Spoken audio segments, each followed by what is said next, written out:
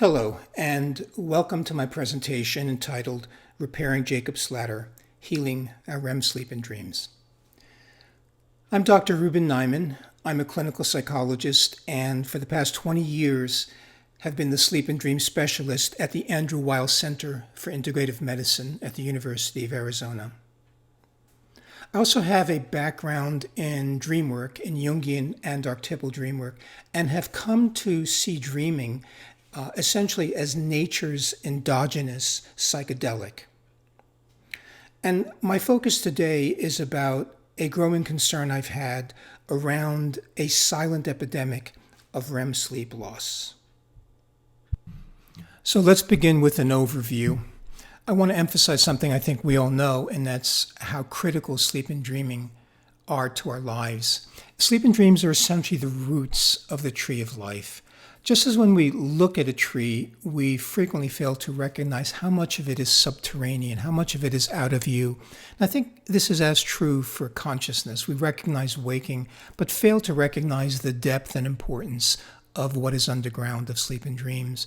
The roots of sleep and dreams not only ground us in the earth of our lives, but they also are channels for the delivery of nutrients, as well as a network that allows us to communicate at this collective unconscious level with other life.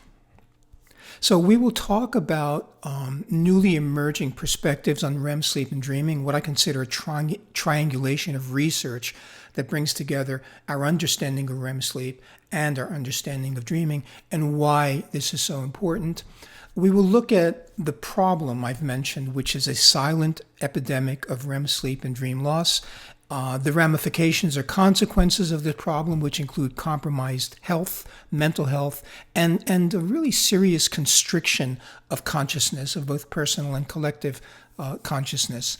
And then we'll take a look at the causes of these problems, which include medicalization, the medicalization of REM sleep and dreams, something I call wake centrism, which is an inherent bias in the way we look at life, an inherent bias in consciousness. And then I'll emphasize what I'm calling onirophobia, which is a fear, I think a very common and unconscious fear of dreams and dreaming, as well as a fear of the unconscious. And then we'll finish up with a discussion of solutions, so what I'm referring to as dream hygiene.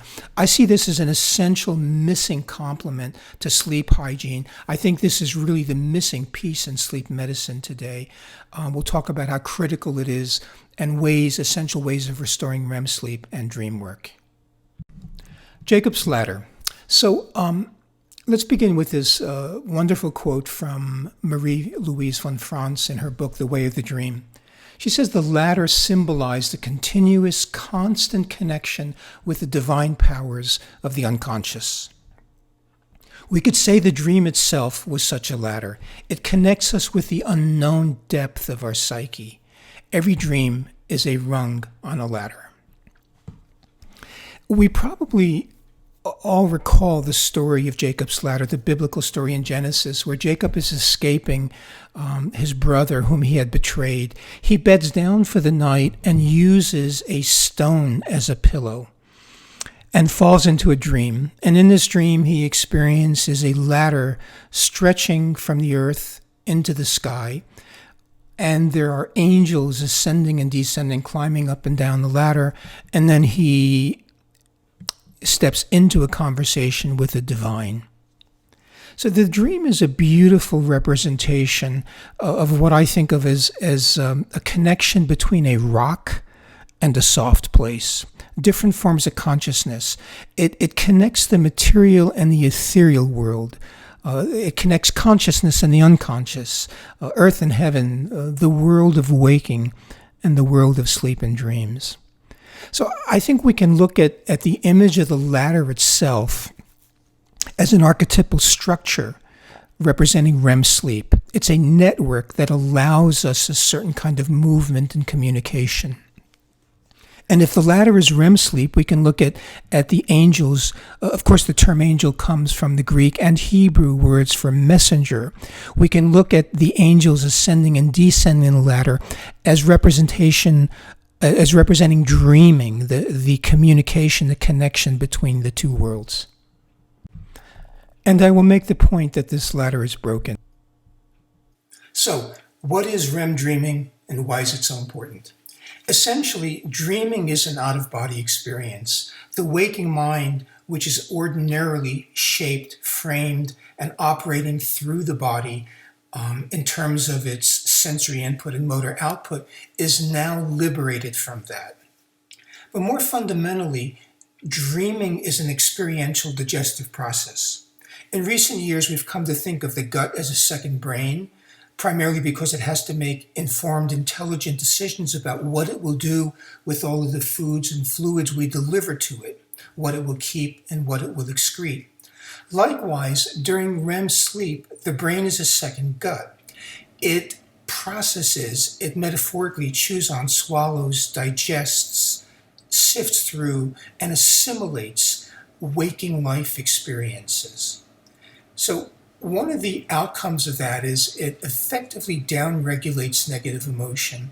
We have really good data showing that healthy REM sleep functions as an antidepressant. In fact, I think of REM sleep, I think of dreaming as a form of endogenous psychotherapy. It also consolidates procedural memory. In this process of digesting information from the day, it decides what it will hold, what it will keep in memory, and what it will let go of. In this sense, dreaming morphs us. True to the origins of the word morph, Morpheus, the god of dreams, we are essentially remade when we dream. We're updated. So this psychological digestive process is so critical to our personal growth and our mental health. When it doesn't function well, we suffer from what I consider a form of psychological indigestion, perhaps psychological constipation in the form of clinical depression. Very importantly, and too often forgotten, dreaming is also the natural bridge to sleep. And I believe one of the reasons we have so much difficulty with sleeplessness, with insomnia in our world, is we have failed to recognize the critical role of dreaming in our sleep. The bridge from waking to sleep involves dreaming. The bridge from sleep to waking involves dreaming. And there's a lot of REM dreaming that's woven in cyclically through the night. And lastly, and perhaps most fundamentally, I look at dreaming as an exercise. It's a nightly process that stretches consciousness. We might think of this as sort of a psycho-spiritual yoga. Whatever we dream about, being in the dream allows the mind to experience a more open, a fundamentally more receptive posture toward waking life. So we are dreamless. We're in the midst of a silent epidemic of REM sleep loss. It's striking to me that this is silent because there's so many factors, so many features of ordinary waking life, of common lifestyles that significantly, knowingly interfere with, suppress, or sometimes even eliminate REM sleep. I've listed 10 very important factors here, which includes excessive use of alcohol and cannabis, most hypnotic sleeping pills, particularly tricyclic antidepressants and benzodiazepines. Most antidepressants to varying degrees interfere with REM sleep, some of them significantly, some of them less so. We are, from a public health standpoint, and have been in the midst of an anticholinergic burden. Anticholinergics essentially interfere or suppress REM sleep. Artificial light at night, ALAN, suppresses melatonin, which interferes with REM sleep. Obstructive sleep apnea and middle-of-the-night insomnias, as well as disrupted natural rhythms, commonly interfere with REM sleep. And I think behind all of this, there's a dismissive posture toward the dream. You know, it's just a dream. And one of the symptoms of this that concerns me greatly is that dreaming has been devalued in psychotherapy today.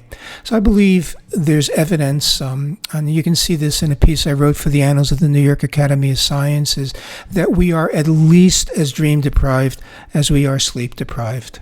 In fact, I think so much of what we call sleep deprivation turns out to be dream deprivation. Given the critical functions of REM dreaming, it's not a surprise that there's some serious consequences associated with REM dream loss. In summary, these include an increased risk for inflammation, pain, obesity in kids and teens, and more recently, we have data showing an increased risk for mortality associated with poor dreaming. Long ago, Carl Jung and his student Elida Evans created a model indicating a belief that there was an increased risk for cancer associated with poor dreaming. Not surprisingly, we see memory deficits, dementia, Alzheimer's disease, and linked to RBD, or REM sleep behavior disorder, we've long known there's an increased risk for Parkinson's disease and other neurological disorders. It also is not a surprise, something we've known for years, is there is a common pattern of damaged dreaming associated with mood disorders, especially depression. In fact, from a psychoanalytic standpoint, we used to refer to depression as a loss of one's dreams, and I believe there's a literal underpinning to that notion. Chronic insomnia is also associated with poor dreaming. What we call wake after sleep onset in sleep medicine may be more accurately referred to as wake after dream onset. What typically wakes us up in the middle of the night tends to be associated with our posture, our reaction, perhaps an unconscious posture toward dreaming. And last but not least, I think one of the most critical consequences of REM dream loss is an erosion of the breadth of consciousness. We begin to live in smaller and smaller worlds. The frame through which we see the world begins to shrink. Ron Lang, R.D. Lang, spoke about the politics of experience, the limitations that are cast upon what we believe are valuable or meaningful experiences in life. And these are also shaped by our attitude towards sleep and dreams. I think this shrinkage of consciousness, if you will, has profound social and political ramifications. Sleep and dreams, which for our entire history were personal, social, and even spiritual experiences, in recent decades have been transfigured into biomedical processes. So to begin with, we define sleep negatively. And what I mean by that is we define it in terms of what it's not. It's kind of a sleight of hand that leaves us thinking we know what it is when we don't. So for example, both in science and among the public, if you ask people what sleep is, they'll say what it's not. It's not waking. It's not awareness. It's not consciousness. And the technical term for true sleep is non-REM. It's not dreaming. And once again, knowing what something is not doesn't tell us what it is. We also see a limited regard offered for REM dreaming in medicine. It has been recast largely as a biomedical process. It's been referred to as REM sleep. And both this negative definition and this reduced regard for REM dreaming depersonalizes sleep. It basically pushes it out of our reach as people. We can't access sleep because we can't experience it, which, by the way, is not true. There's data showing that we can directly experience even deep sleep. And as importantly, we're basically told by science, directly or indirectly, that dreams are meaningless, that they just result from this incidental dust cloud that's kicked up during nightly neural housekeeping. The reality is, independently of what we believe about the meaning of a dream, they're meaningful. And what I mean by that is when we dream, we experience the dream as being meaningful, and it impacts us. It impacts the body and the psyche as a meaningful experience.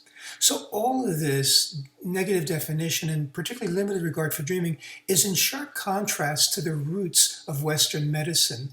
Pictured here, we have Asclepios, the Greek god of healing. And what's interesting in Asclepian traditions and Asclepian healing temples in antiquity, one of the primary forms of medicine that they used was dream work. They paid serious and organized attention to the dream and used it routinely in helping people who were not well.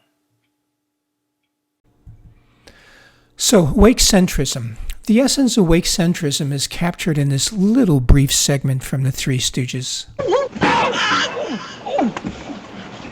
You big lummox. You want to give me birthmarks? I'm a victim of circumstance. Lay down. Move over. Hey. Wake up and go to sleep. Yeah, wake up and go to sleep. This is an interesting notion, and it's actually something I've encountered clinically in so many patients who can't sleep, the belief that they have to use waking life to leverage sleep. So this is about wake centrism. Wake centrism is a kind of a pre-Copernican state of consciousness. It looks at waking, it presumes waking to be the gold standard, the core, the essence of human consciousness, and sleep and dreams are presumed to be secondary and subservient, that the only reason we need to sleep and the only reason we need to dream is to make us better waking people. In fact, we tend to look at dreaming in that way. We try to harvest our dreams and use the information from the dream to make us better at waking. Essentially, this results in a kind of a relentless, unmodulated form of waking. We value waking over sleep and dreams. We shortchange sleep and dreams, and it results in this runaway kind of waking associated with psychophysiological hyperarousal. I see this as an addiction, a process addiction to waking life. Again, something that we tend to be unaware of. I've mentioned that we try to leverage waking to get to sleep and dreams, and this keeps us stuck in waking. Wake centrism is not a blind spot. It is an essential loss of peripheral vision.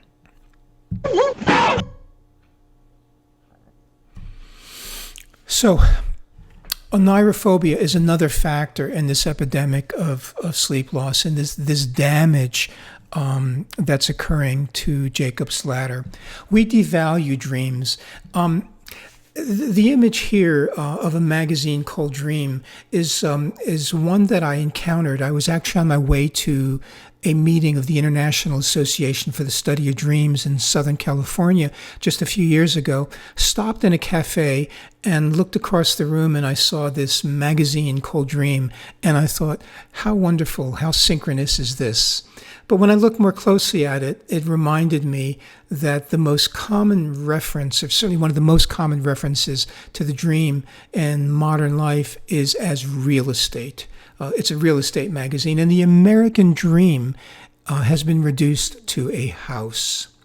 We have a common belief today that good sleep is dreamless sleep, and we tend to look at dreaming as being, again, secondary, subservient, and even kind of crazy. Will Dement, the grandfather of sleep research in the United States, is commonly quoted as having said, "Dreaming permits us to be quietly and safely insane every night of our lives." Well, I think this is a reflection of a deep-rooted misunderstanding of the dream. There's a kind of judgment in calling it insane. We also see growing interest in hacking the dream world. There's a common tendency today. There are a number of companies that are formed, in fact, that are using neurological assessment technology to tap into and hack the dream, similarly to the way that we tend to hack resources in nature. Before we can even understand or certainly have sufficient regard for the dream, we're trying to tap into it and utilize it to make us better in waking life. I mentioned earlier that there's a disinterest in dreaming and psychotherapy. This is really disturbing to me, since the roots of psychotherapy came out of dream work and psychoanalytic traditions. And as I've mentioned earlier, I think we're neurophobic. We view the dream as a message from the unconscious. And, the unconscious has been demonized for a long time. The notion of beating the devil out of actually comes out of old Christian child-rearing textbooks based on the belief that children are born with demonic influence inside of them. Even more recently, the classic Freudian notion of the id, what Freud in German called das Es, the it, suggested that what was at the heart of the personality could not be trusted at best, and at worst, it was a vast repository of repugnant impulses. So the unconscious, the dream, has been diminished, and more so, it has been labeled as being crazy and even dangerous. So onyrophobia is a fear of sleep on the one hand and a fear of dreams on the other. James Hillman captures this in this moving quote where he says, "We need incantations to help us drop off to sleep. We need a ritual of prayer, toothbrushing, and the teddy bear, of masturbation, food cramming, and the late show, of nightcap and sleeping pill. The basic bedtime story of our culture is that to sleep is to dream, and to dream is to enter the house of the Lord of the dead, where our complexes lie in wait. We do not go gentle into that good night." Why do we turn from our dreams? I think they're frightening. We've known for a long time that most dream content, generally speaking, is bad. And of course, this makes sense when we consider that dreaming is part of a digestive process, and digestion isn't necessarily pretty. But we need to learn that dreaming, even bad dreams, are a critical part of good dreaming. Carlos Castaneda captured this when he said, "What dreaming does, it gives us the fluidity to enter into other worlds by destroying our sense of knowing this world." So there's a revelation of another world, as in the old haiku, "My house burned down, now I can see the full moon." There's a revelation of a deeper, a richer world around the deconstruction or the destruction of this world. How we manage bad dreams in the night world, in the dream world, is how we manage bad dreams in the waking world. And one of the, I think, most critical expressions of anirophobia is in what I consider the common misinterpretation of dreams. I think most of what goes on as dream interpretation is not well informed. It is about waking consciousness, wake centrism dominating the unconscious.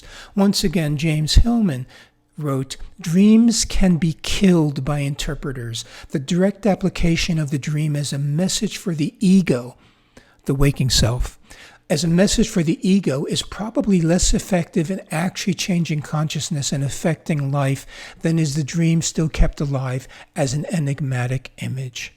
Better not to impose wake-centric interpretations." On the one hand, so many therapists are now remiss in not addressing dreams. On the other hand, this wake-centric dream approach can actually further disconnect us from the dream. The error in this analysis is reflected in turning an old biblical notion on its head, the notion of as it is above, so is it below. We tend to try to understand the dream, which is above in Jacob's ladder metaphor, by comparing it to images from below, from the waking world. I would say in this regard that I've come to believe that knowing that dreaming is meaningful is significantly more important than knowing the particular meaning of any dream. So we close with a recommendation for a solution. I think we need to begin talking to sleep patients and the public in terms of sleep health around this concept of dream hygiene. Dreaming has become a stepchild in sleep medicine. So to dream well, of course, we need to sleep well. To dream well, we need to manage REM suppressive agents. We can benefit, I think, greatly by the informed use of melatonin. So much of melatonin use today is not based on intelligent information. There are so many ways we can potentiate the dream in healthy ways with supplements. See the website Erowid for this. I think practicing mindful morning awakenings is a critical part of sleep hygiene, waking up slowly and not being drawn out of bed by an alarm clock. I think beginning a practice of keeping a dream and a waking dream journal, engaging in some form of intelligent dream work, which doesn't reduce the dream to a reflection of waking life, practicing what I call the use of dream eyes, the way we perceive in the dream at night, intentionally by day. I think this is something those of us who are artistically inclined do naturally. Establishing a dialogue with shadow, which involves dealing with the dark, bad dream aspects of the night. And I think very critically, joining a community dream circle. The International Association for the Study of Dreams now offers options for this. And I want to finish by also highlighting the need for clinical and public health changes to address the epidemic of sleep loss. This is basically how to repair Jacob's ladder from a public health standpoint. I think we need, particularly clinicians, need to screen for signs of REM sleep loss, looking at sleep, mood, and neurological disorders. And also we need to screen for REM suppressant medication use and address this. I think we need to emphasize and offer a lot of training around dream work as it is indicated, which I think it is often indicated in both medical healthcare and psychiatric healthcare. And I would emphasize, I think we need a new diagnostic classification, something along the lines of REM dream deficiency disorder. We need to highlight this, we need to designate it, we need to diagnose it so that we address it clinically. And I also think we need to add dream health. We need to piggyback dream health concerns onto current public sleep health initiatives. So let me finish with a brief story about Einstein, who was asked by a newspaper reporter what he believed was the single most important question in life, thinking he would say something about gravity or the speed of life. But Einstein said the most important question is the universe friendly? And I think this question is very relevant regarding our relationship to the dream world. Is the unconscious friendly? So dreaming essentially reveals a greater order behind all things. But will we trust it? Thank you very much.